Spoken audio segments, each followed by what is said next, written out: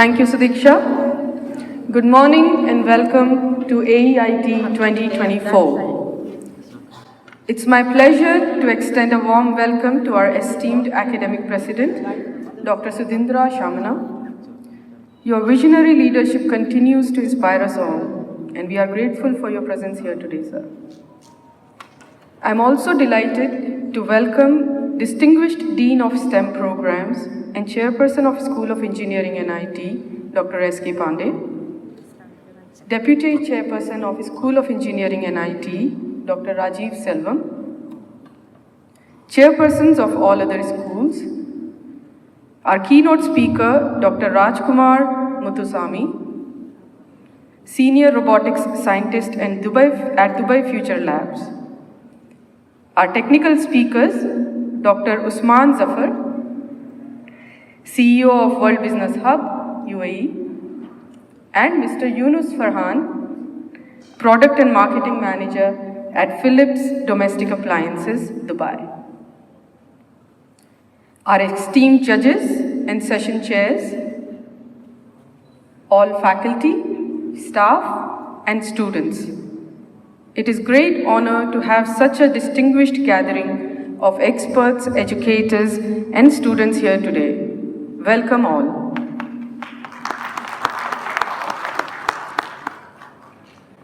Without further delay, let me call upon stage Dr. S.K. Pandey, Chairperson of School of Engineering and IT, to address the gathering and tell us about the SOIT's annual colloquium we all know as AEIT.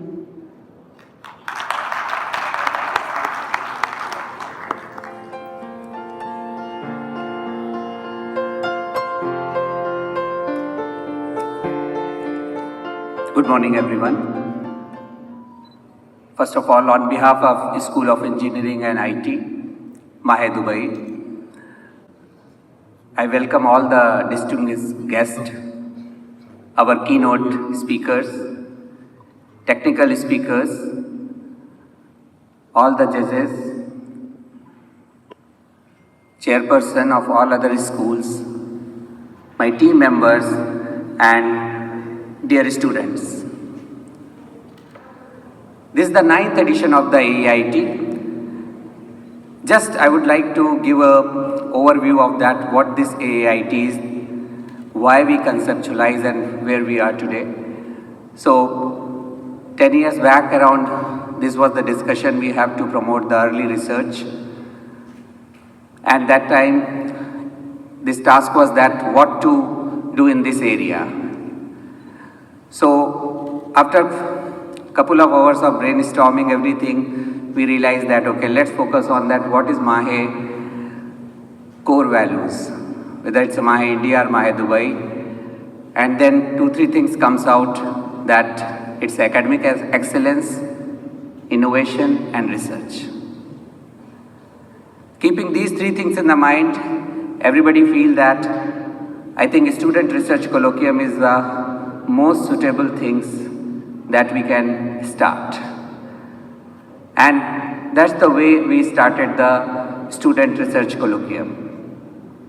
Definitely it was very humble beginning, you can say, in terms of papers, etc.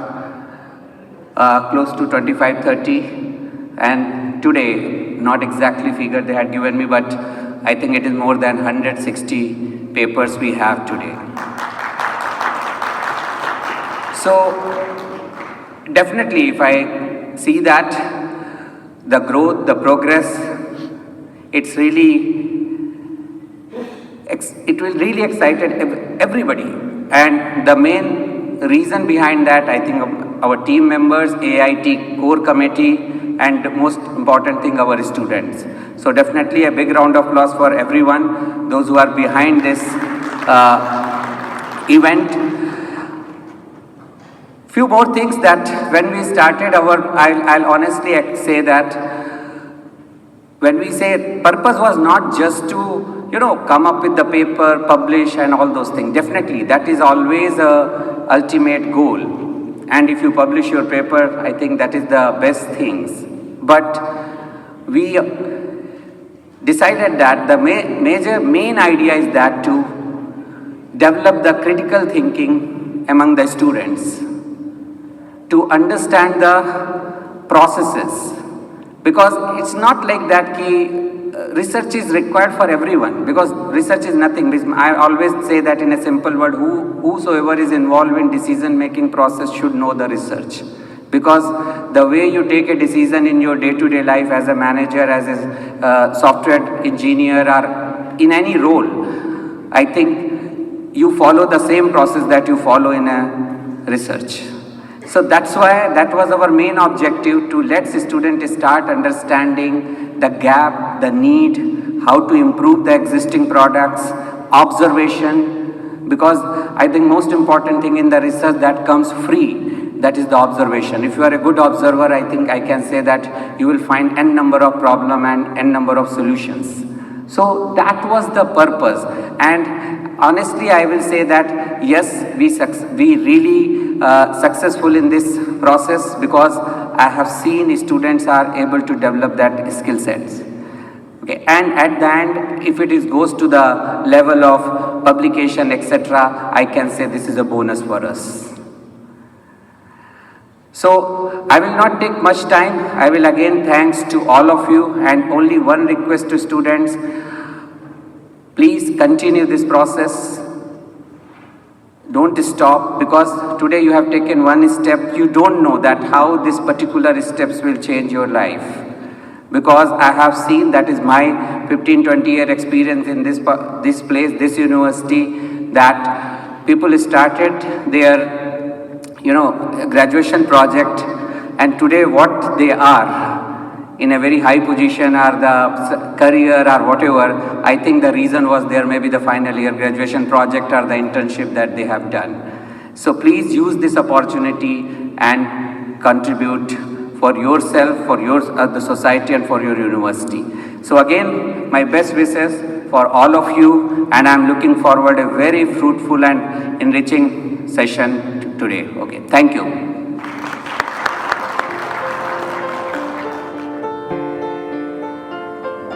Thank you, Dr. Pandey, for that really driving thoughts about research and how this should be taken forward and converted into application.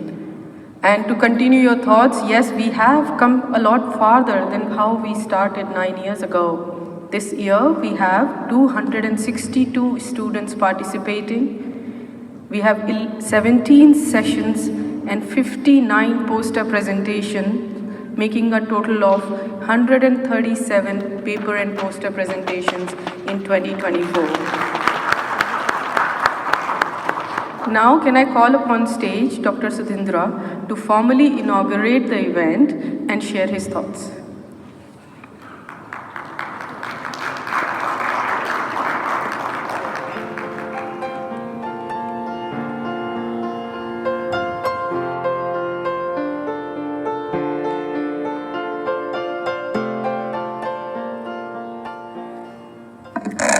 Good morning.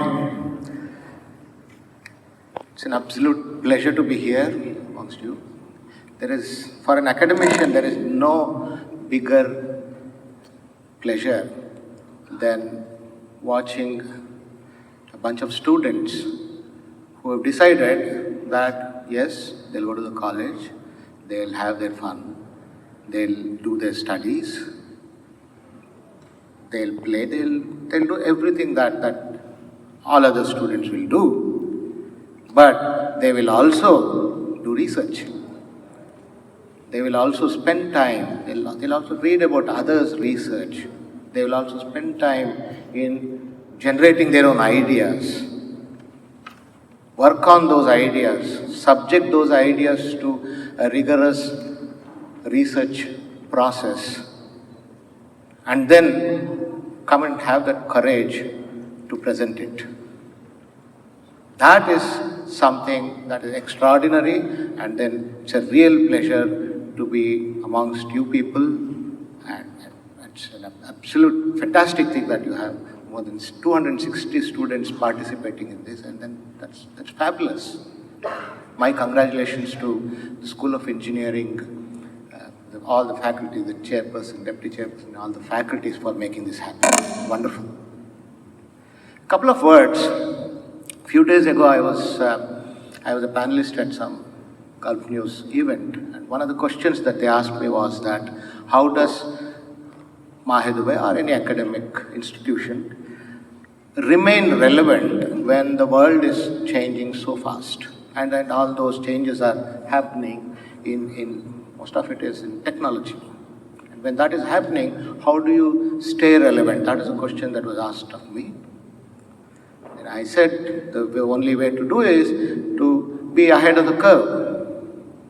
Instead of being passive observers and doing the catching up game, we would like our students to actually initiate those changes rather than merely follow those changes. And that can happen only if you do research, in the sense that if you are able to do something innovative. Only then you will be able to come up with ideas that will change the world rather than standing and watching the change as it goes. So at Mahadubai, we would like all the students to actually be creative, go beyond their curriculum, learn more, find out what is happening, and then contribute to it. And a forum like this is a way to do that. And then really you should be thankful that we have some very fine speakers here. I personally know the keynote speaker. I've interacted with him. He's wonderful. He comes from an organization that's taking UAE to the next level in robotics, for example. And then we have very fine technical speakers today. Listen to them. Take their feedback on your posters. And regarding your posters, that's just the first step. Why should you do research? One is, of course, make things happen in this world. That is the higher level objective. But there are some other things also that are important for you yourself.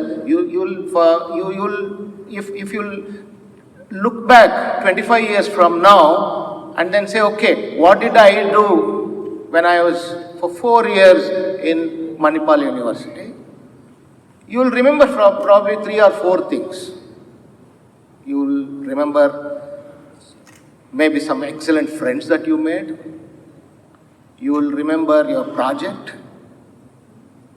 You will remember 1 or 2 courses, maybe, that's all.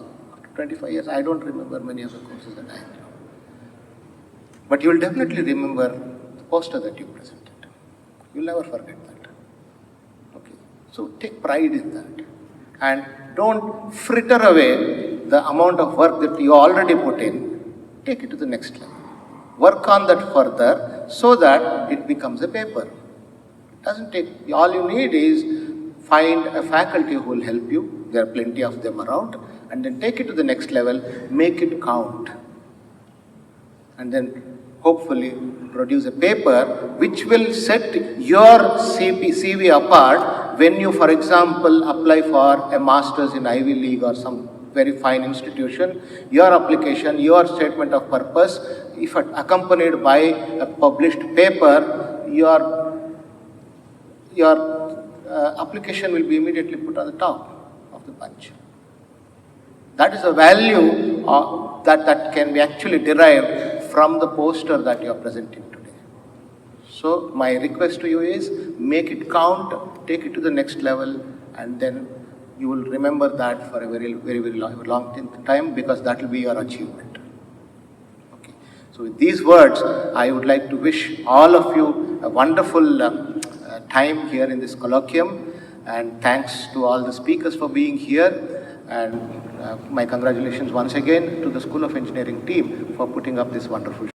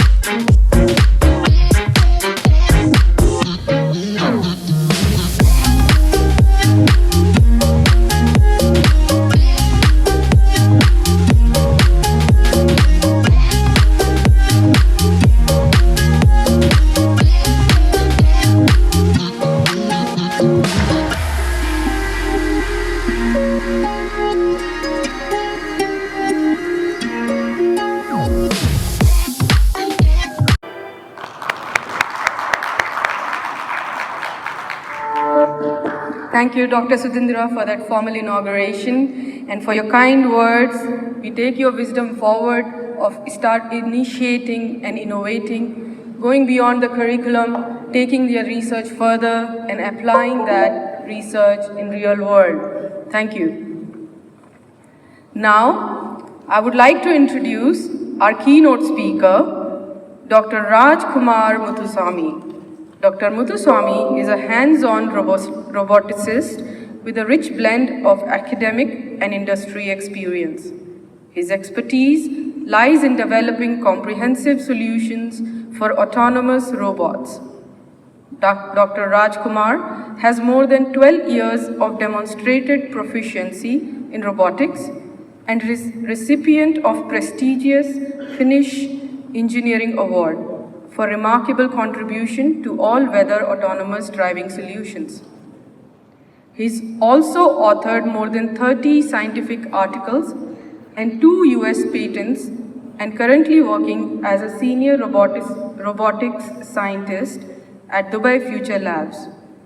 We are honored to have you here, Dr. Muthuswamy.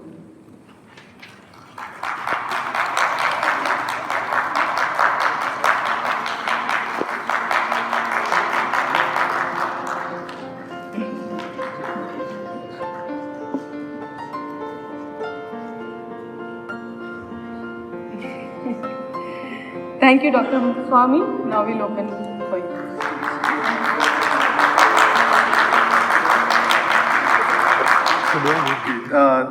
Thanks a lot for the kind introduction, and really happy to be here.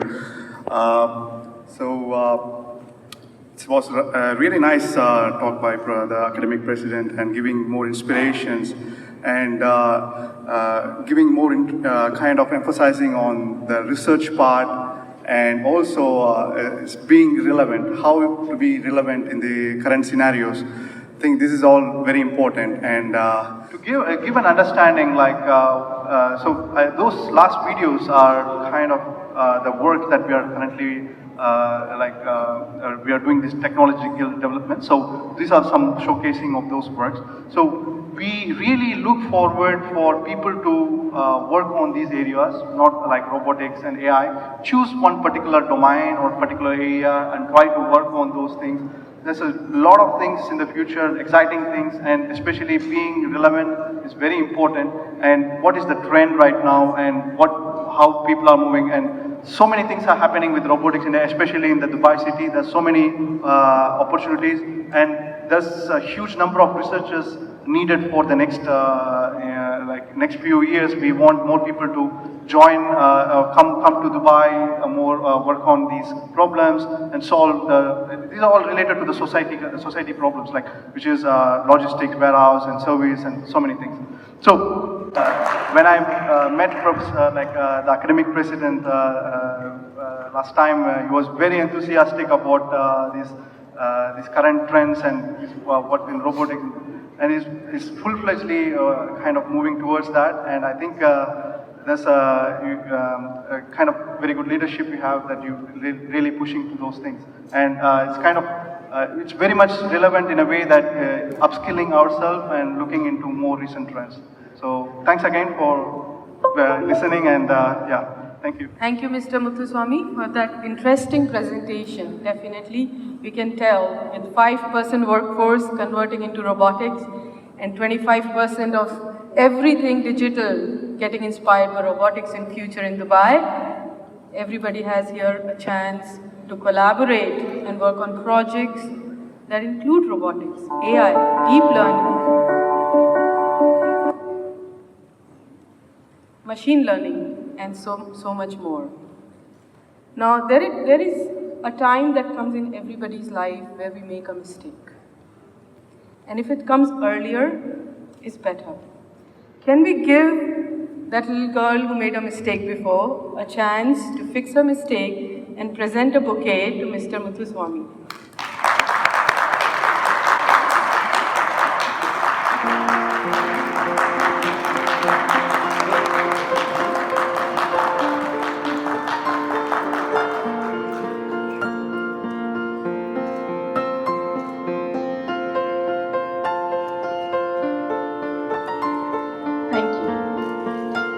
With this, we'll start the felicitation ceremony.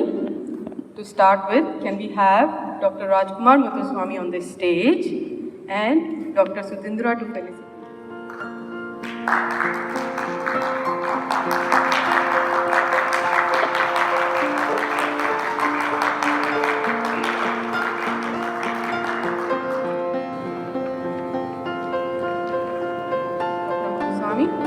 The next person we'll felicitate is Dr. Usman Zafar. He is our first technical talk speaker, and Dr. Zafar is a UAE-based business management and technology executive with 20 years of experience in building and transforming result-oriented professional organizations. Dr. Zafar has served on the board of the several international companies from all over the world, helping them to expand their market reach in the MENA region. He was recently recognized as the top 50 global influential leaders for smart cities.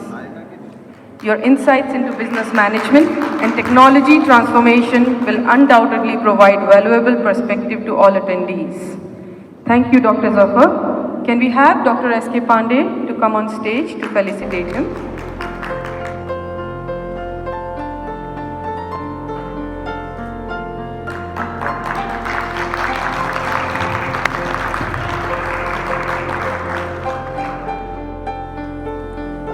Finally, for the felicitation ceremony, I would like to introduce our own alumnus from Department of Electronics and Communication, currently looking after Product and Marketing Unit at Philips Domestic Appliances in Dubai, Mr. Yunus Farhan.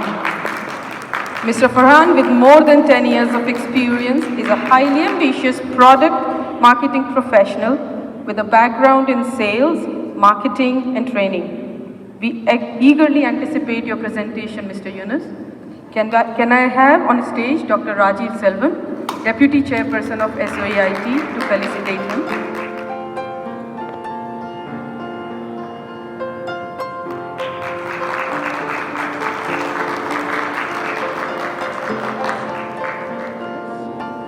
Now, can I call upon stage Dr. Usman Zafar for the first technical talk. Okay, first of all, everyone, very good morning. It's an honor for me to be here again. So before I start my presentation, I would like to say I have a special association with Manipal University. And I remember I was a CIO for Ajman State from 2005 to 2008. And I have a pleasure to have my first presentation sharing with the students here in the university. I have been a faculty member around 14 years ago when this campus was being built. So in today's presentation, thank you very much for Dr. Rajkumar. He have given insights about robotics, autonomous cars. So I myself have done more than, you can say, 100 plus projects, not only in Dubai, but also in MENA regions. So we started our company developing simple websites, e-services, e-governance programs, and now we are moving towards AI, IoT, data analytics, robotics. So I have a fantastic presentation to share with you guys, which have two parts.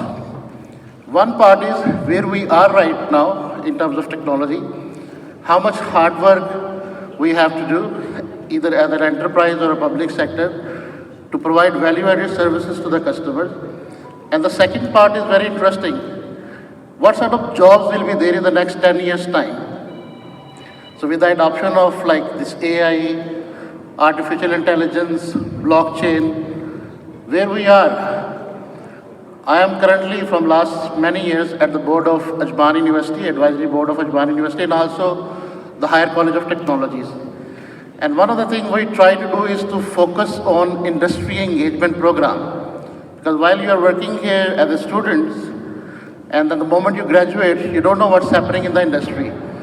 So this is extremely important that you are up to date with your knowledge, with the future programs, what's happening. So for example, when I will follow the presentation of Dr. Rajkumar, so they are already working extensively on robotics in Dubai. They are working on autonomous cars, he mentioned. So down the line, we are talking about flying taxis, Hyperloop, these sort of technologies. So what's going to happen to the job industry, especially for you guys who are into IT and engineering fields? So where you fit yourself in. So we will talk about it shortly. This is a little bit of my background. So I have been living and working in Dubai past 24 years. We have, as I said, like my company have done more than 100 plus projects, specifically in public sector. Not only in GCC, but also in the MENA region. I won an award in 2019, the top 51 global influential leaders for smart cities. I have been at the forefront of several United Nations, World Bank projects, conferences. So quite a knowledge. So why I'm here today is basically I feel that as an industry expert, it's our moral obligation to share our knowledge with the students. So moving forward, the most important part, forget about for the time being on the technical part of it, what we really want to do nowadays. Everyone, what is technology? How we define it in a simple way. Whenever anybody who is connected with a smartphone, they want to access the information, content. So whatever the technology you are using, either IoT or blockchain or e-services, the main objective is to basically create content.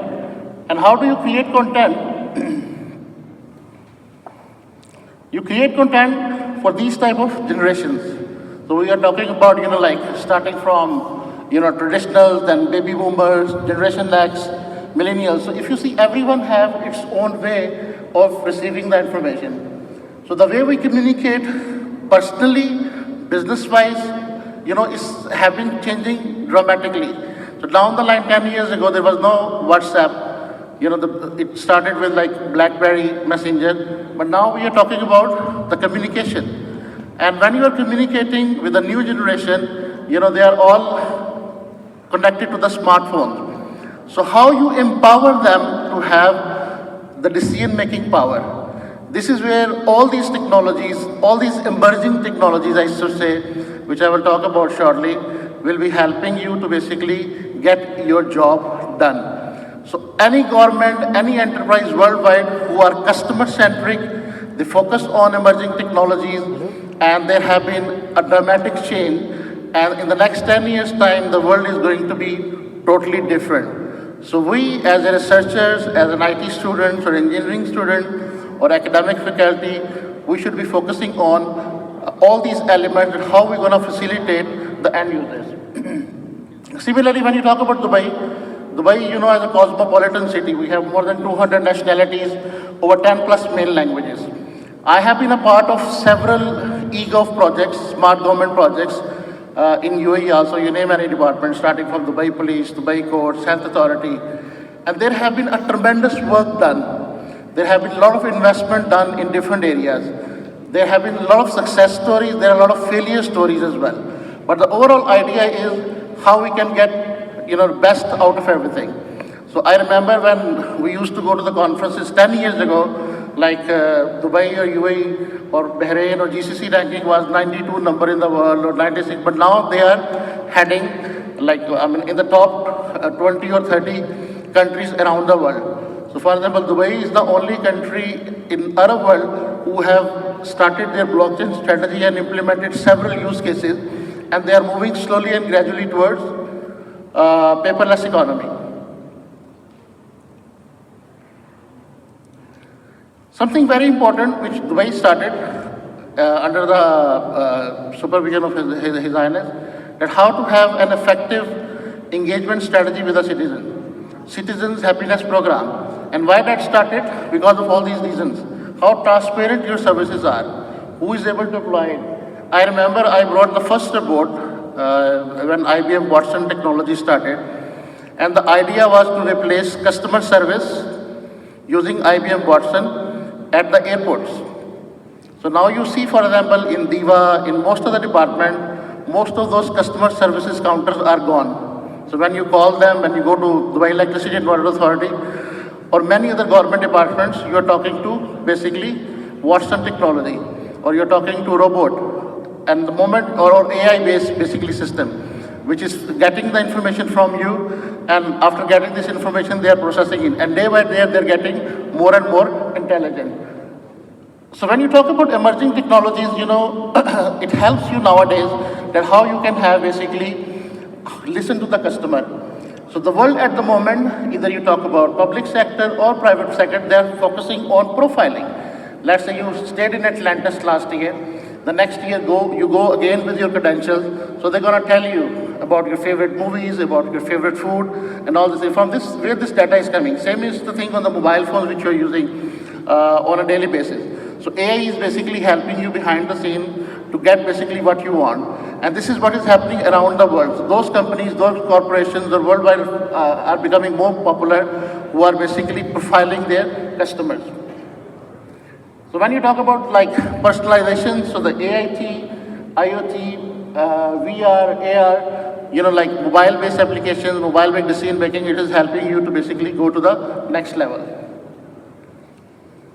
And then we have IoT, is like most of the smart cities around the world, regardless of their vision and mission, they're focusing on IoT to basically, again, profiling the people, who are you, who I am, and they're processing results with different IoT-based devices in different regions. So basically, the main idea is now everything is moving toward linked open data or big data, which is helping you to capture the data, analyze data, personalize data, control data, response data. So most of the town plannings around the world, most of the decision making, specifically in public sector, they all move around the data availability or the data processing. And for that purpose, all these emerging technologies have been playing significant role. Similarly, you can see like even in Dubai and many other cities around the world, the developed cities, the AR, location-based prediction, sometimes like, or VR, for example, it is helping you to move to the next level. So down the line, you won't be having any these fancy government portals or corporate websites. This all gonna go, this will be disappear, and we will be moving into like Web3 area where you have a real-time interaction with different stakeholders to talk about the work. Again, AI, rule-based, mobile-first, Go apps, we have already achieved this level. So if you see even only in Dubai itself, there are more than 200 plus government and federal applications which can help you to process everything. And they are trying to move it basically to a single platform where you can have one-stop shop services for all your business and personal need if you are living in UAE. So this is some of the use cases. So when Dubai started its blockchain strategy, they have more than 80 plus use cases. But then they realized that you can't put everything on blockchain. So they started working on different projects. So more than 21 cases were identified, and they are still working on it. And if they completely implement the strategy which have been developed, so they will be saving the money of building one Burj Khalifa every year. So emerging technologies like IoT, AI, big data, it all helps you when you have optimization and when you have integration between them. And this is basically now, at the moment, the governments around the world, they are trying to achieve.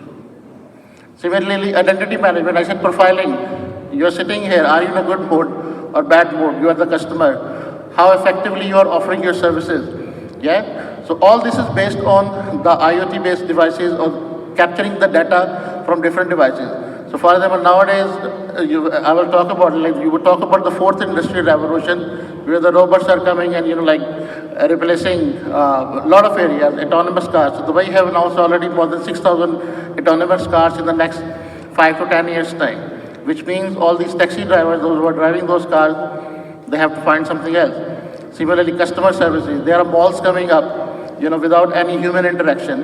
So a lot of things are happening around it. So it's important that, when you are profiling the customer, the identity management part or getting the emotion or capturing the emotion to provide value-added services is extremely important. So we talk about blockchain, AI, so all these IoT, big data, all these emerging technologies really help you to basically provide value-added services to the citizen. This is the first part of my presentation. This is exactly what is happening now. This is what most of the governments around the world, they are trying to achieve. Now let me quickly take you to the future jobs. You will be surprised that the 60% of the jobs which will come in the next 10 years have not been invented yet. Yeah?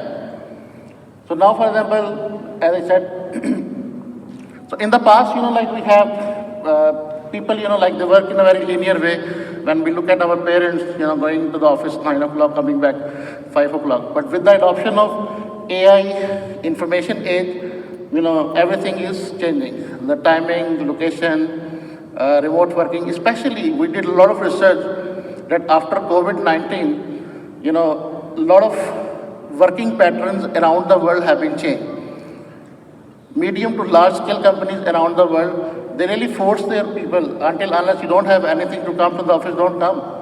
And when you are working remotely, then you work on agile HR strategies, you work on different designations, and you really need to make sure that the employees who are working for you remotely, they are really engaged with you. They feel they have value-added services. They feel they belong to the company. So this is basically where we are going on. So now, the future jobs is more personalized, it's more complicated, and it depends on the role you are performing. So I'm gonna talk about the 20 top, jobs which is coming. So number one is productivity counselors. Have you ever heard about the job title? And some of these titles are already being used in companies like Microsoft, Google, especially tech companies. The productivity counselors, they are basically focusing on the productivity you have as an employee. And they try to get maximum out of it, and they advise you accordingly to make sure you are a valuable asset for the organization. Personal digital curator. If when you look into our mobile, we have hundreds of apps. And if in 30 seconds the app doesn't respond, we don't use it. But there are several apps which you use on time-to-time basis, and same thing applies when you're working in a corporate or you're running your own business. So personal digital curator basically a specialist which recommends you that how you can organize your apps in your phone, on your watch, on the cloud, or on your computer to get maximum out of, or to get quick information which is stored anywhere. Microbial balancers, a trained balancers that assesses the composition of microbiology. So microbiology is another big industry which is evolving, and there is a lot of scope in the area where you have basically the balance between, and they give you the recommendation on an ecosystem or an ecosystem environment where you are working. This is my favorite, corporate disorganizer. Sometimes you are working in a large organization and you get lost. So what you should do is you should separate the department, or you should disorganize. You should try to basically take the department, move into different components, and make sure the people understand those processes and procedures in a simple way. So such type of advisors or consultants, they are called corporate disorganizers. Curiosity tutor, a personal advisor who advise you on your curiosity. So sometimes you have an ideas, sometimes you really wanna, share innovative ideas or business ideas or financial things with something. So curiosity advisors or tutors basically help you to reach that goal. So now we are talking about digital currency. Either we like it or we don't like it. Many countries around the world, they are working on regulating cryptocurrencies to have transactions. And if you look into like the world, many groups or many countries around the world, they are coming up with their own digital currencies. They're trying to come out of dollar or out of Chinese currencies or Russian currencies. So this is another big industry. So alternative currency speculator, a person who is responsible basically or have a good knowledge about different type of cryptocurrencies which can be utilized in digital economy system. Urban shepherd, we live in a very modern city, and the more you develop it, like 50% of the villages are going to move by 2052 to the modern cities, or we call smart cities or modern areas. So these basically urban shepherds are the people who create small green field, which can help you to have basically the natural feel, or you have basically a balance between, the natural life and the modern life which you're spending. Handycam, you see, for example, now the print industry is almost gone. Now, everyone focuses last 5 years on digital social media. That is also dying. Now we talk about AI marketing, AI tools, which is helping you to take your things to the next level. So similarly, handyman or 3D printing, you must have seen even in Dubai also, a lot of ads are coming up. So it's going to be very common that you will have a handyman who can come and print for you the things you want at your office or home. This is amazing. Somebody called you digital death manager. Your job title, digital death manager. You know what does it mean?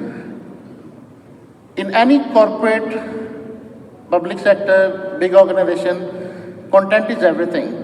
So if you're not keeping the content alive, you will start losing your customers. Yeah, even if your employees who are working in the organization, they will lose the interest. So digital debt managers are those people who are responsible for acquiring, creating, eliminating contents across the organization. Personal life, long life archivist. This is again, as I said, like as you have a lot of data which is available in your computer, mobile phone. So these type of archivists will help you to basically store the data. We are working with one company in Australia. They move the device like this, the data from one point to another point without internet, in any terabyte you want, provided there is no disruption between moving the data from one place to another place. So that's another big industry. This is also interesting. Digital detox therapist. You come to your organization, you come to your office, there is no internet today. And all of us, we really need that. Sometime, I don't know how many of you do that, just switch off your phone and you are no more available. So this type of digital detox therapist is going to be very, very common in corporate world in the coming next 10 years time, because all of us, now if you're using smartphones, they help you to see that how much time you're spending on social media and on different apps. So this is something very compulsory to make you more productive, that there is no internet today. Go and enjoy. Crowdfunding, how many of you are aware about crowdfunding? Okay, crowdfunding specialists are, for example, I have a project, but I don't have money, I want to raise funds for that. So one thing is I go to Dr. S.K. Pandey and ask him, give me 50,000 dirham. So he said, okay, take it. But then the second thing is I don't have it. You can add all the faculty members, let them add 5,000. So crowdfunding is basically a similar concept where you can ask multiple people, 100 of people as you define the project, and you can get the funding done. So this is legal now in UAE. We have a very well-defined regulatory framework by central bank, and crowdfunding is again picking up. Skills EFRA, they are the people who are basically helping the clients to prepare the positions that one of its kind, emerging position, especially this is more towards the political, environments. Then we have qualified self-personal trainer. They are your health trainers, but they are a little bit different. Why they are called quantified? Because they not only recommend you, your diets and other things, but they also read your data, analyze your data, which helps you to basically stay fit and healthy. Okay, vicarious videographers, you have seen this, in most of the corporates nowadays. They are the one who try to capture everything, try to create a sort of wiki within the environment where the people are exchanging videos, texts, and other information. Same is the high school schooling, hack schooling counselors. Yep. Something. Can I go back? Yep. So these councils basically encourage students to hack the real world problem. I mean, to talk about the real time world and the problems, and come up with the solutions accordingly, rather than just going and hacking the information systems or IT system. Privacy consultant. Now, as you know, it's quite debatable topic. Many organizations, many cities, countries, sometimes the people, they don't really care about the privacy, but privacy have an important element where you are basically either working in the office as an individual or as a corporate, ethical issues related to this. So people who are, expert in having, the privacy issues, they will be called privacy consultant, and this is again another very hot area nowadays. Skype staging, as we are moving towards remote working, they are the people who are helping you how you should talk over, the video calls or Skype or any other different tools, or how you train people. So this is again, you will find even now a lot of personalized trainers who help you with this area. Meme agents are the one who create memes about, the corporates, organization. This is mostly with the private or large private organization talking about an intellectual property rights in the form of memes. Great, I think I covered around 20, but there are so many others. Any questions anybody would like to ask? I'm happy to answer.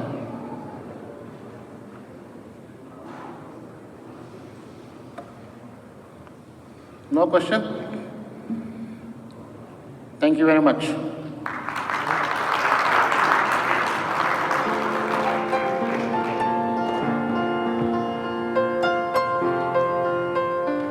Thank you, Dr. Usman.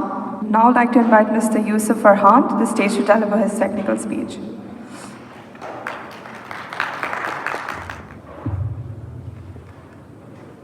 So hello everyone. Great to see you guys here. I mean, I'm so excited and overwhelmed to be here today to talk to you guys, maybe in your own language. The reason is, 10 years back I was sitting there and I was a student of this university. So today I'm overwhelmed because after 10 years, I come to the university, I see all the faculties, all the professors, and I'm extremely overwhelmed. To be honest, I forgot my experience completely. So I'm quite excited. The reason I would like to take 15 or 20 minutes of your time is to add some value to your life right now. I know that you're doing a spectacular job, especially with all the posters, engineering, research, all the big topics in the world right now. But what I want to show you today is what impact it has on the actual world, right?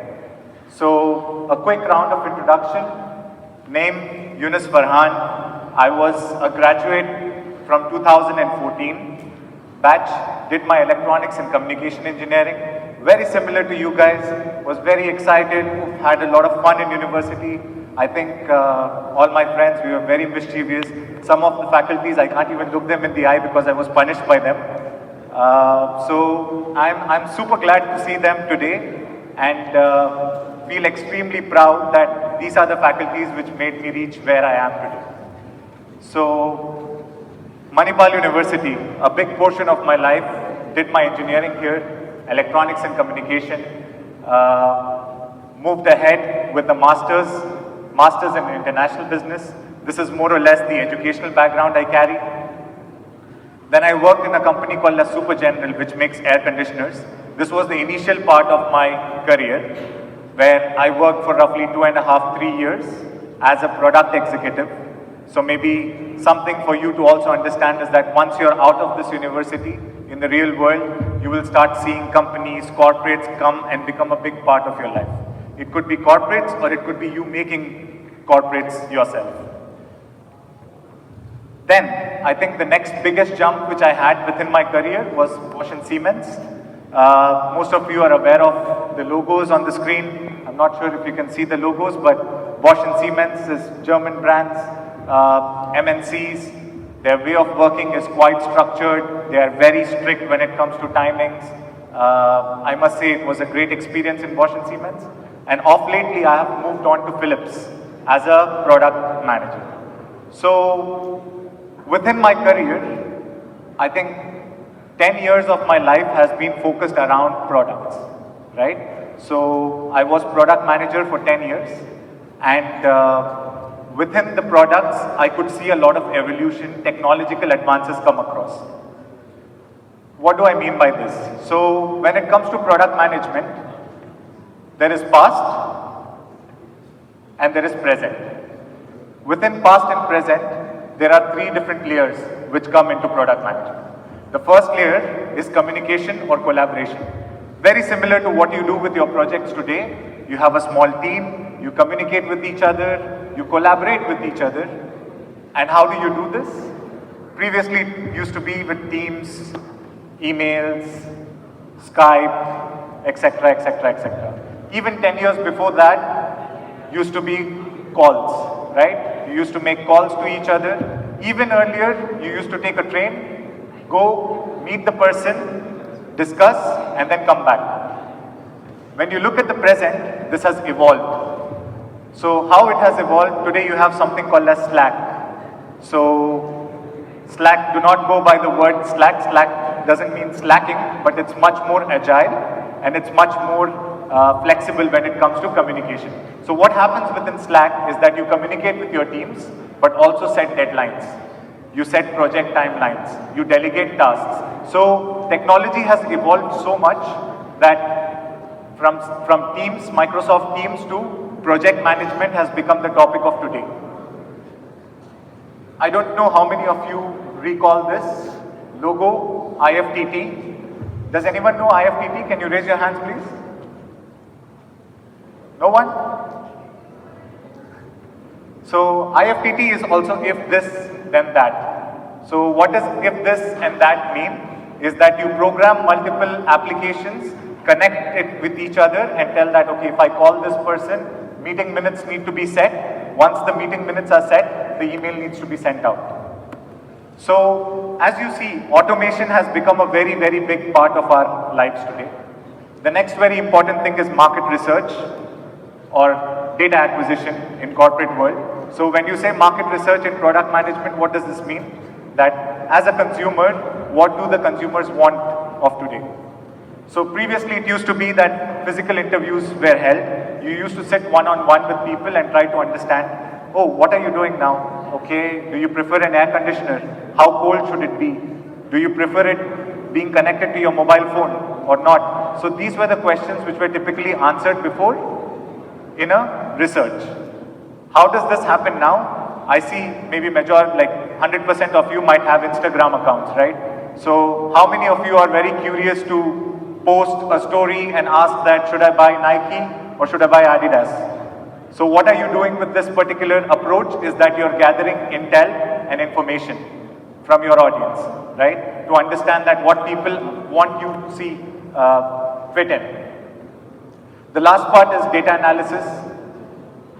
You used to use Excel, PowerPoint, Word, etc. Now you have much, much more data. So as highlighted by also the keynote speakers before, that the data has become quite a lot evidently available in the corporate world, and all of this data needs to be processed and presented. So when you process and present it in a corporate world, you want to have it in a much cleaner format, simpler format to understand how do you process so much data.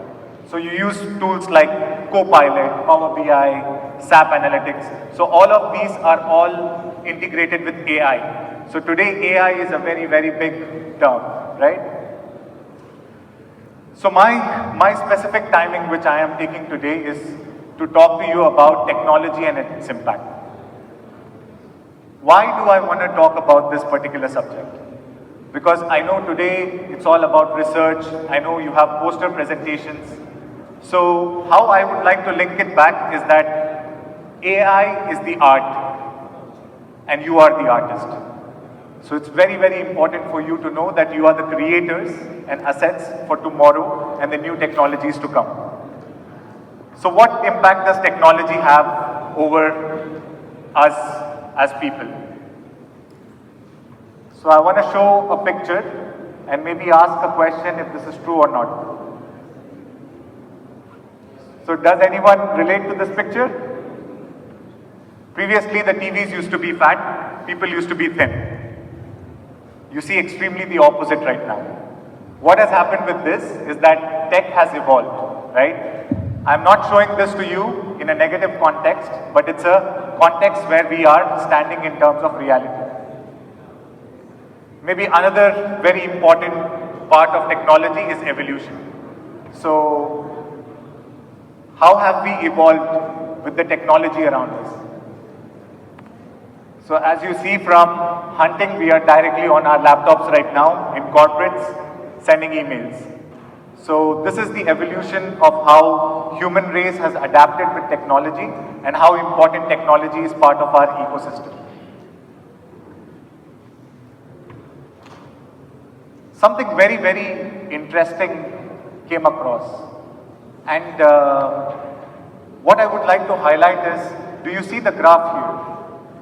So all the keynote speakers today and all the speeches we had today is about innovation, being creative, technology is advancing. Do you see the graph for how technology has evolved? So from the 2000s, from the age of internet onwards, technology has a very, very steep curve, which means that technology is just innovation. There's a lot of innovation happening right now. And you see the curve over there, from a very flat curve, the innovation has gone up to a peak right now, which is very, very interesting. Why is it interesting? Because as highlighted previously also by the esteemed speakers, that research, your homework, innovation, problem solving, these are the skills which really leads to this sort of a innovation which comes across. So there are a lot more students out there, very similar to you, who have been contributing to this type of a technological evolution. So even today's day, I think with all the innovations coming across, technical advances happening within Manipal University, I think it's a very, very proud moment for you guys as well as for us to witness this curve being drawn much more by you guys. So what has been the innovation cycle? So very, very importantly, the first wave is when we had water power, we had textiles, we had iron, you had very basic needs which were being met, right? The second wave came across where you had steam power, you had rail, you had steel, etc. The third wave came across 50 years back, electricity, chemicals, internal combustion engine. So many other advances happened 50 years back. Let's go back 40 years. What happened 40 years back? 40 years back, petrochemicals happened, electronics happened, aviation happened. So mobility, technology, everything advanced just 40 years back. When you look at 30 years back, you see a digital network, you see software, you see new media which is coming. What we call right now is the sixth wave. So we are part of this wave and the wave is being drawn right now, where you have AI, you have IoT, you have robotics, you have clean technology, you have sustainability, you have renewable sources of energy, so many topics being spoken about in the world.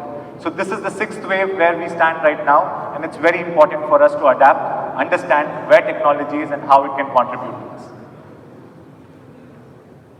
Moving forward, I think the speaker right before me, he also mentioned about data, that how important data has become. So in my career so far, I have seen how data has also evolved. So data has become very, very important and relevant. So when you see in terms of corporates, when you go outside, start working in companies, work for MNCs, first they do data collection. You see what data is available. Okay, how many units have been sold? Who is my audience who's looking at my advertisement? What type of engineers do we have in our R&D facility? How much are we advancing in terms of innovation? Next thing happens is reporting. Internal reporting happens where all of this is presented to your internal management as a corporate, and then necessary decisions are taken. Dashboards are created, predictive models are coming across where all of these dashboards become very simple. Why? To solve simple problems, to come easy in terms of decision making. So decision making becomes very, very easy with so much data across. What else is happening in corporates these days is automation. Previously, I used to open up an Excel. I used to start putting up the data, manual entry. and then I would start making charts. But these days, in the market, nowhere, no corporate is doing such an entry right now. Everything is linked to each other. All softwares, all applications are linked to each other. So someone does a data entry in India, I have the data available, presented in a beautiful format, which I can then further take it on and make decision making easy. So when it comes to data and corporates, I want to give you some examples of some big corporations. One of the biggest corporations right now, what you know, and I'm pretty sure you might be using, is Amazon, e-commerce. So what has Amazon done in terms of data is that Amazon follows something called as dynamic pricing. So what does dynamic pricing mean? It's very similar to air tickets. When you go and keep looking for air tickets, the prices of the product, Amazon knows that you are very much interested in the product. You have visited it 4 to 5 times. So there is a sure shot purchase which is going to come across. So it does a dynamic pricing where it might offer you for a bit higher price or a lower price so that it gets the sale across. The second very important point is product recommendation. I go across, I start looking for shoes, I start looking for a specific type of shoes, I look at Nike, the next recommendation I have is of Puma, but very, very similar product which I'm looking at.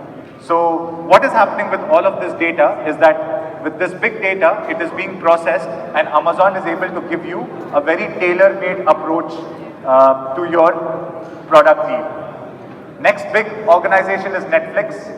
What does Netflix do? Did you know that the goal of Netflix in the next 10 years, for each and every movie which comes out, it wants to create a trailer individually designed for you.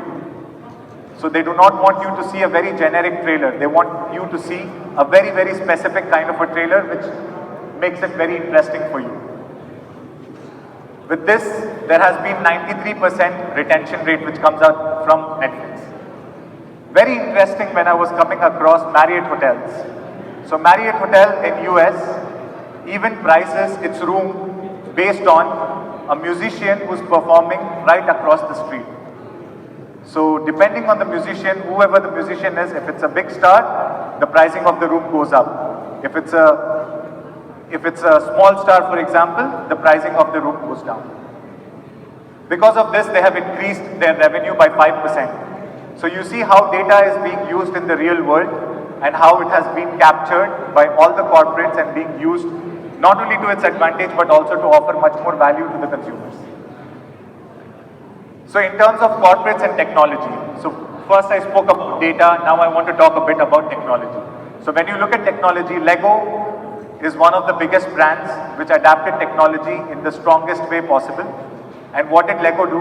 It was at one of the point in its life, Lego was on the verge of bankruptcy. It then further adapted into technology and then grew to be one of the fastest growing corporates in the world today. The next brand is DHL. I think similar pictures have been also shown before, where DHL, Aramex, you have shop and ship service where products are being placed inside a locker, you just need to go to the locker and collect them across your street. So you see supply chain and logistics has also become quite advanced when it comes to technology. Nike, one of my top favorite brands. What has Nike done? From manufacturing shoes, it has gone into people's health and wellness, where it's trying to understand that what are the goals of people when it comes to health and wellness. Do people want to lose weight? Do people want to get healthier? Do people want to be endurance athletes? What is it that people want to do? And based on the data they have available, they are suggesting innovating products which are much, much more clearer to the audience. Maybe one quick question to everyone. Can anyone recognize what brand is this?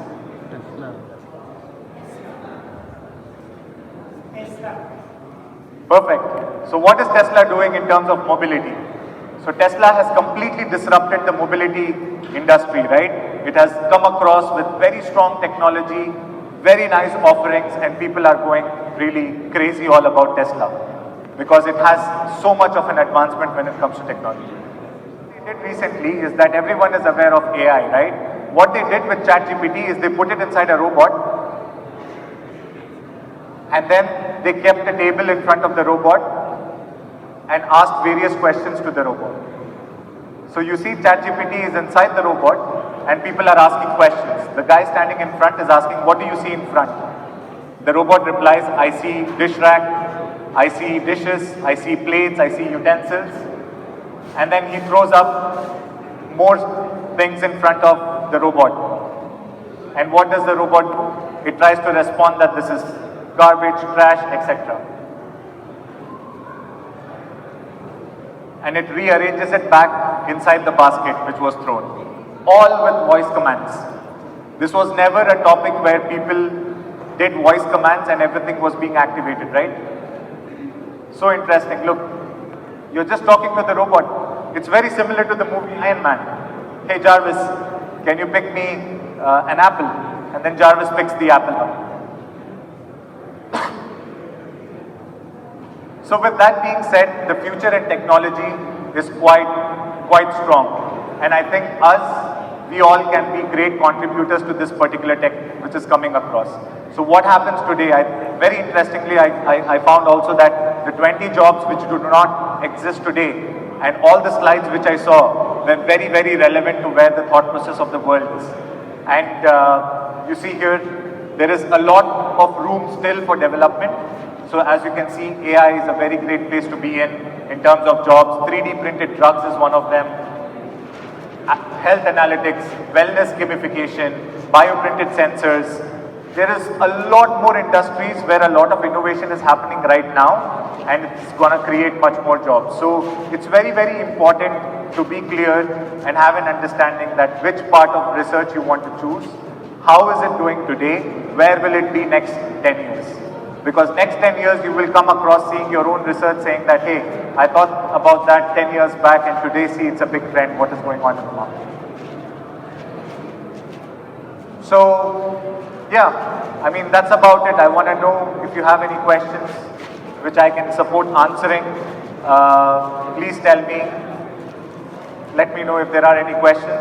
If you are hesitant to ask questions today, as I was 10 years back when I was sitting there, you can also reach out to me on my LinkedIn or Instagram for further communication if you guys are interested into talking about more things, somewhere where I can contribute a bit more value and have a bit more add-on to your life and add some meaning to it. So with that, I would like to thank you and say all the very best for the day to come and then for your future. Thank you. Thank you, Mr. Yunus. Now I'd request all the faculty members, chairpersons, and the keynote speakers and the technical speakers on stage for a group picture, and the session chairs for a group picture.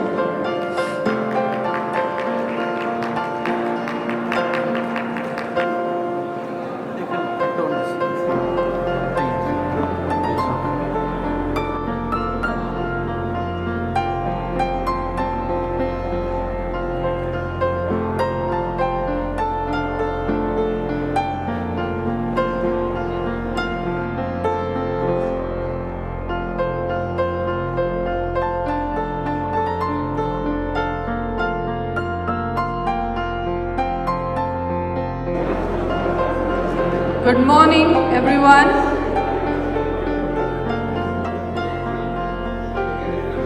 Distinguished guests, esteemed speakers, dedicated participants, and respected colleagues. As we reach the conclusion of the 9th International Research Colloquium on Advances in Engineering and Information Technology, I stand before you with a sense of pride and gratitude. It has been an honor to witness the exchange of groundbreaking ideas, innovative research, and collaborative efforts that has defined this gathering. Thanks to our distinguished academic president, chairpersons, and esteemed speakers, your support has been instrumental in bringing this event to life. We deeply appreciate your commitment to advancing research and innovation in engineering and information technology. I would like to express my gratitude to the organizing committee and volunteers whose tireless efforts behind the scenes have made this conference possible. To all participants, Your active engagement and enthusiasm have been the heart of this conference. It is your passion for learning and collaboration that creates an environment where ideas can flourish and grow. As we move forward, let us carry the spirit of this conference with us.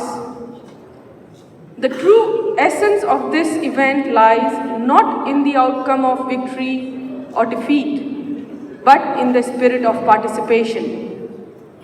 It takes guts to come out of your comfort zone in front of esteemed judges and present your ideas. So in my eyes, all the participants of AEIT are winners. So congratulations to all participants.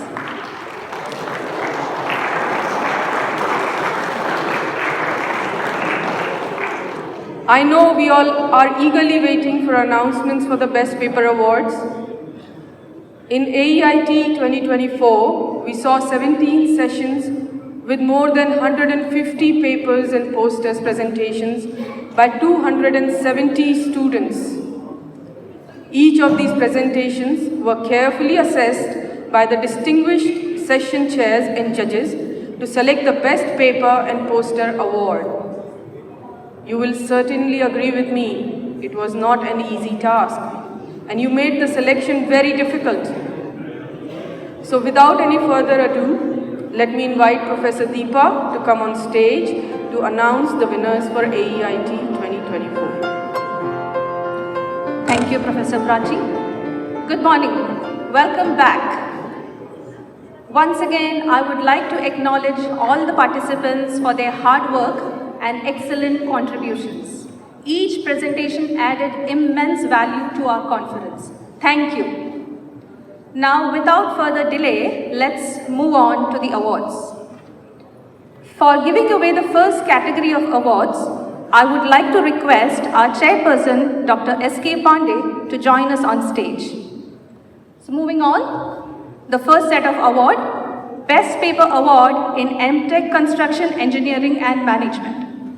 It goes to Building Efficiency, a comprehensive study of productivity monitoring in construction projects by Sahiya Sajan and Professor Deepa Varghese.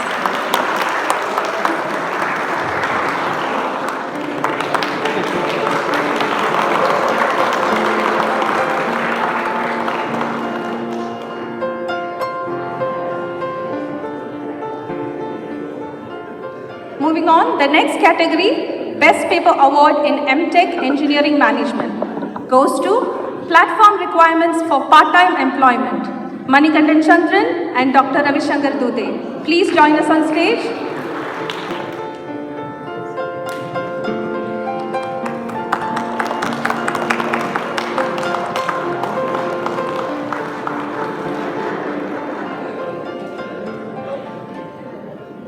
Next, we move on to Best Paper Award for MTech Engineering Systems and Management. It goes to Analyzing Harmonic Distortion in Grid-Connected Solar PV Systems, authored by Mohammad Mushtaq Ibrahim Khan and Professor Suresha Ramu.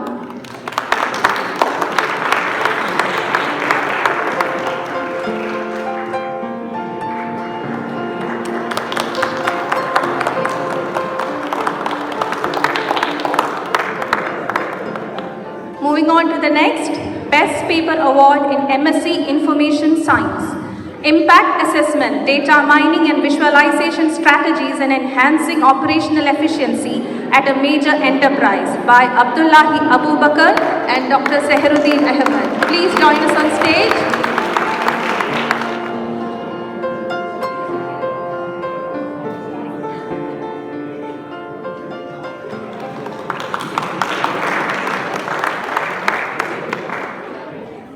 Moving on to the next, Best Paper Award for PG Diploma in Data Science goes to Case Study Analysis of Forecast Failures of Econometric Models Due to Economic Shocks by Milan Varghese and Dr. Zahiruddin Ahmed.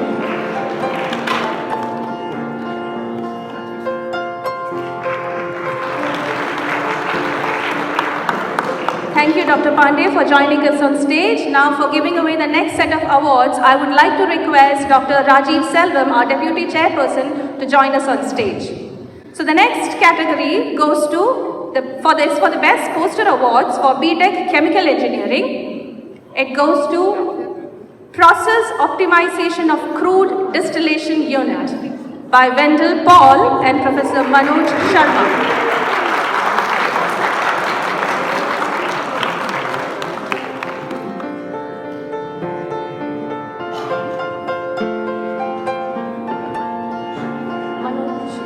Professor Manoj, I would like to request you to join on stage.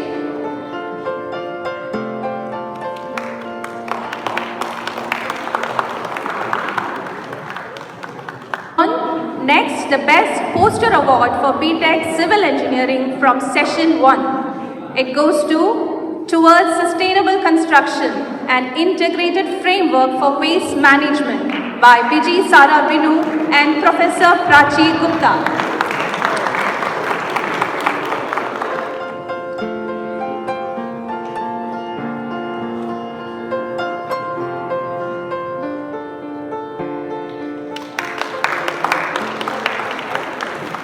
Moving on to the next, Best Poster Award BTech Civil Engineering from Session 2. It goes to Challenges of Road Infrastructure Construction Work Managed by Project Management in UAE, Dubai by Anindya Bhandari and Professor Prachi Gupta.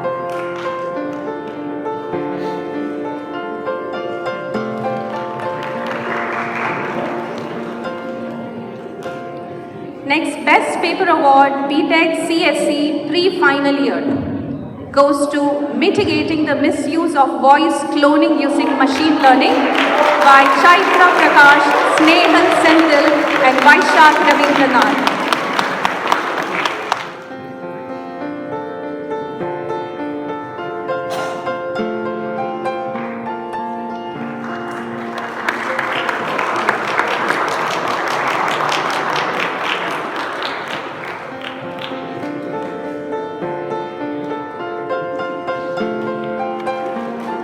Moving on to the next set, Best Paper Award BTech CSE Final Year goes to IoT-based communication for bedridden patients by Nikita Patil, Ruth Roy John, Zeva Afreen and Dr. Javed.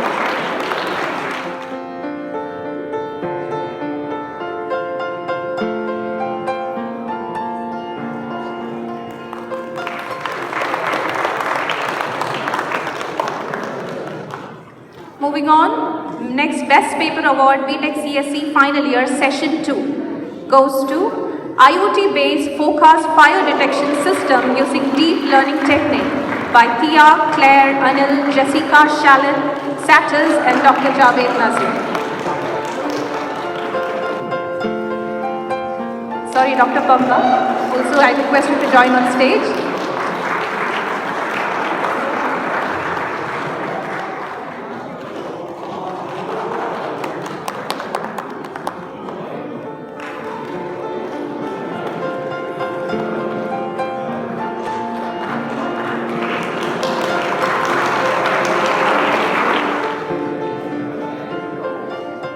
Best Poster Awards CSE ISM goes to AI-powered personalized travel recommendations for UAE by Farhan Faisal, Darren Ferraro and Nimisha Nixon.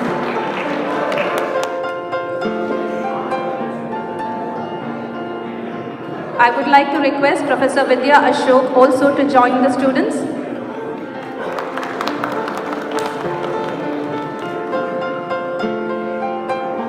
Thank you, Dr. Sophia, for joining us on stage. For giving away the next category of awards, I would like to request Dr. Ravishankar Dubey to join us. Next category, Best Paper Award for BTech Data Science Pre-Final Year. Classification of Embedded Personalities using Sentiment Analysis by Arva Vora and Dr. Sophia Rekha.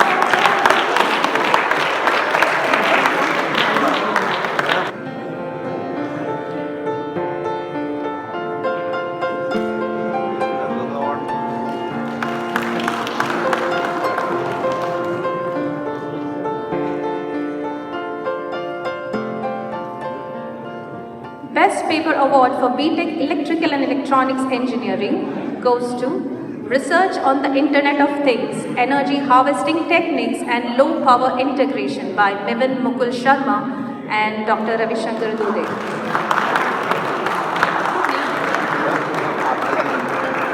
I would like to request Dr. Sophia Rahman to give away the award to Dr. Ravi Shankar Dubey.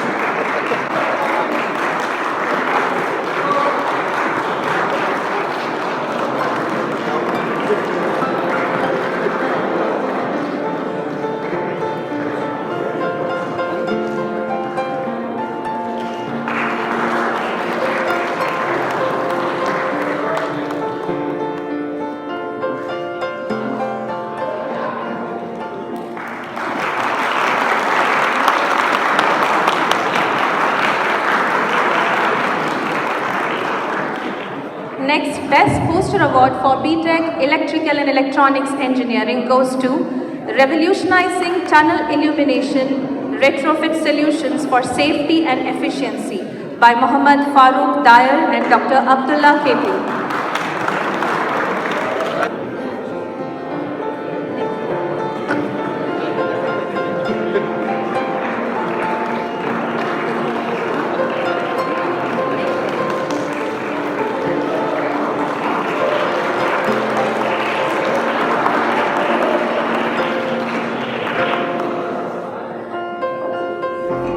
Thank you, Dr. Ravi Shankar Dubey, for joining us on stage. For giving away the next category of awards, I would like to welcome Dr. Sachidananda to join us on stage.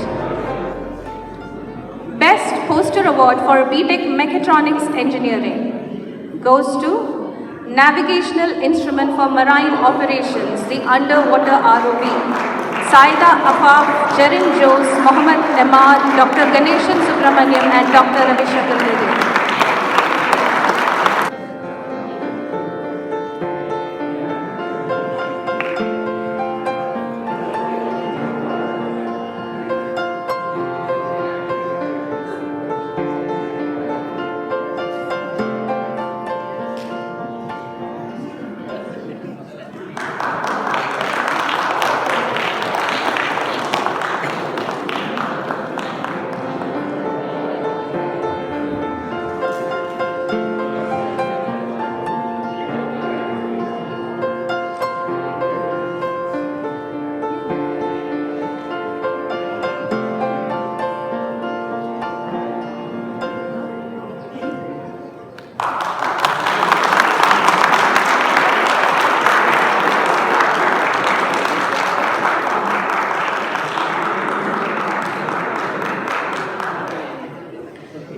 Next, Best Poster Award, BTech Mechanical Engineering Session 1. Enhancing Thermal Performance of Microheat Pipes Through Groove Structures and Material Optimization by Premgeet Sadanand, George Joseph and Dr. Pramod George.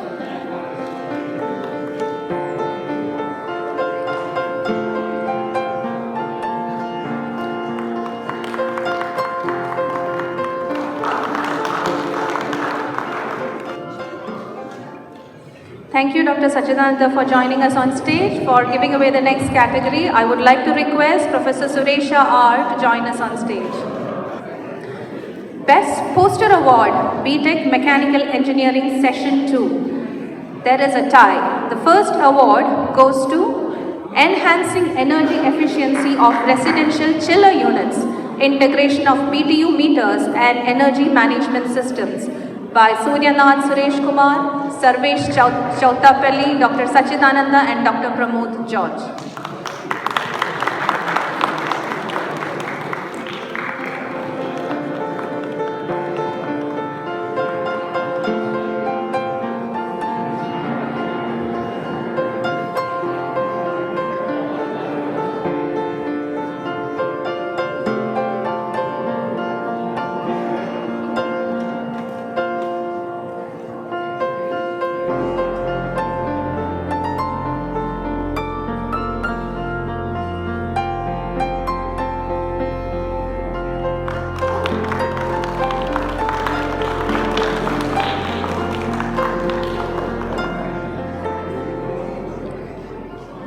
The Best Poster Award for BTech Mechanical Engineering Session 2, the second award goes to experimental study on CRDI diesel engine performance with lemon peel oil and waste cooking oil as inductor fuel under high injection pressure by Hitesh Kumar Senthil Kumar and Dr. Rajiv Selvam.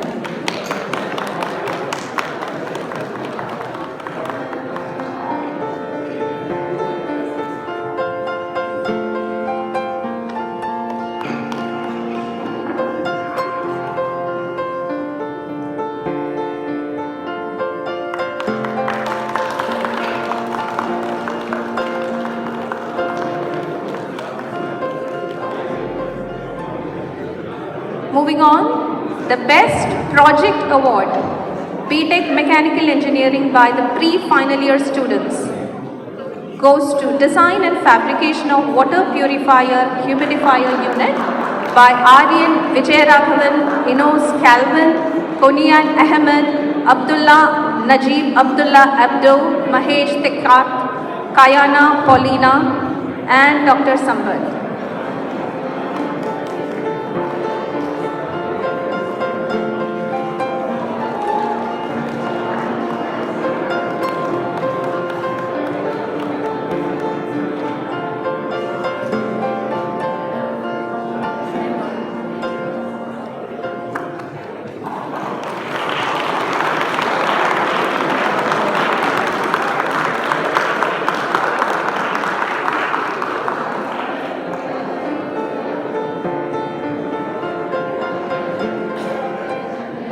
Thank you, Professor Suresha, for giving away the next set. I would like to request Dr. Zahiruddin Ahmed to join us on stage.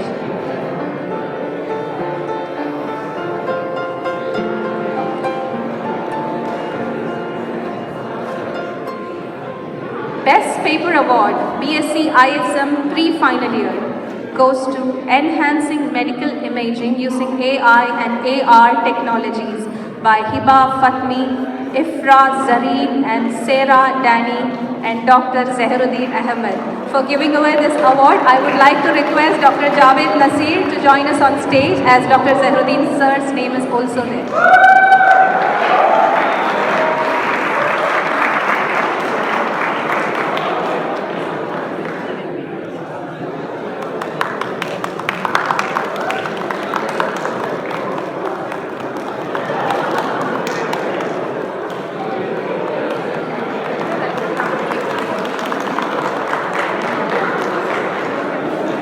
Thank you, Javed sir. Next category, Best Paper Award. Zahiruddin sir, I would like to request you to stay center stage. Next, Best Paper Award for BSc ISM Final Year goes to Notifier Smart Detection and Notification Systems by Rutuj Amir, Shibin Mohammed, Rujul Shiblani, Afshan Majid and Dr. Sophia Rahman.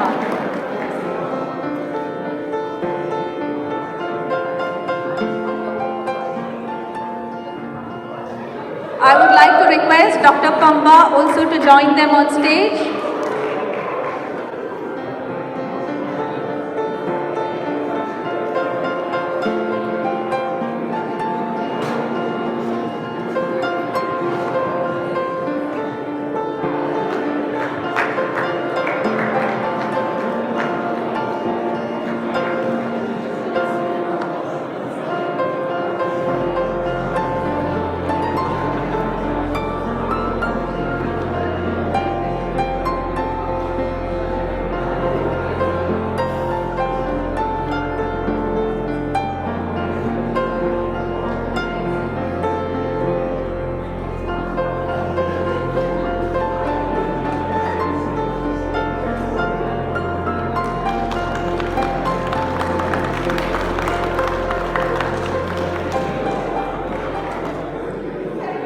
Thank you, Dr. Zahiruddin. With that, we have come to the end of the award ceremony. Once again, congratulations to our winners and heartfelt thanks to all the participants for their incredible work. Let's give them all a big round of applause. Thank you. Next, I would like to call upon Dr. Asha Sunil Kumar to deliver the vote of thanks. Good morning, everyone. As we draw the curtain on 9th International Research Colloquium on advances in engineering and technology, AEIT 2024, I stand before you filled with immense gratitude and pride. This remarkable event would not have been possible without the collective effort and contributions of many individuals, and I am honored to have the opportunity to acknowledge and thank them. First and foremost, I would like to extend my heartfelt thanks to our esteemed academic president, Dr. Sudhindra Shamanna. We are deeply grateful to your leadership and vision. A special thanks to our Dean and Chairperson, Dr. S.K. Pandey, whose guidance and encouragement have been the backbone of this event. Your dedication to fostering a culture of innovation and excellence is truly inspiring. To our Deputy Chairperson, Dr. Rajiv Selvam, your strategic direction and constant support have been pivotal in navigating the complexities of organizing an event of this magnitude. We are thankful for your wisdom and commitment. Our program coordinators deserve a big round of applause for their meticulous planning and seamless execution of AEIT 2024. Your hard work and attention to detail have ensured that every aspect of this event ran smoothly.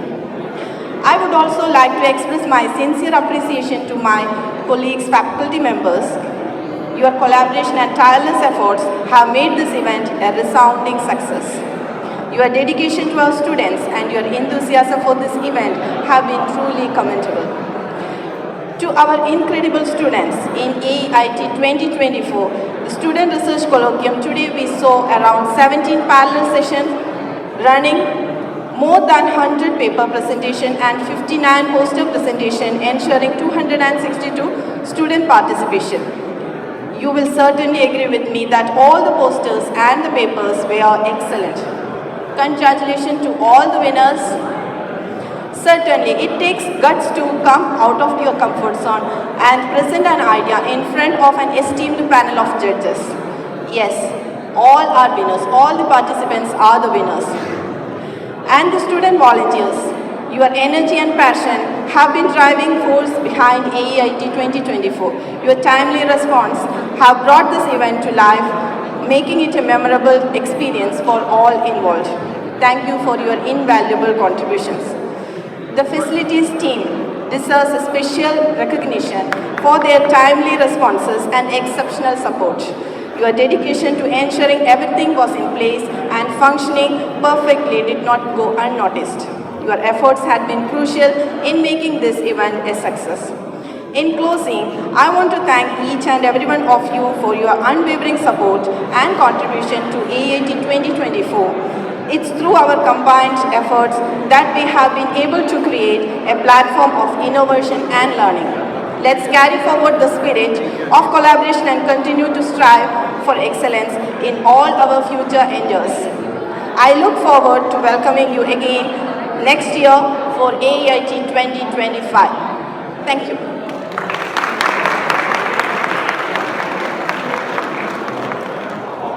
Can I now request all the faculty and chairperson to please come on the stage for a photograph along with all the participants, please. Please come on the stage for a group photograph.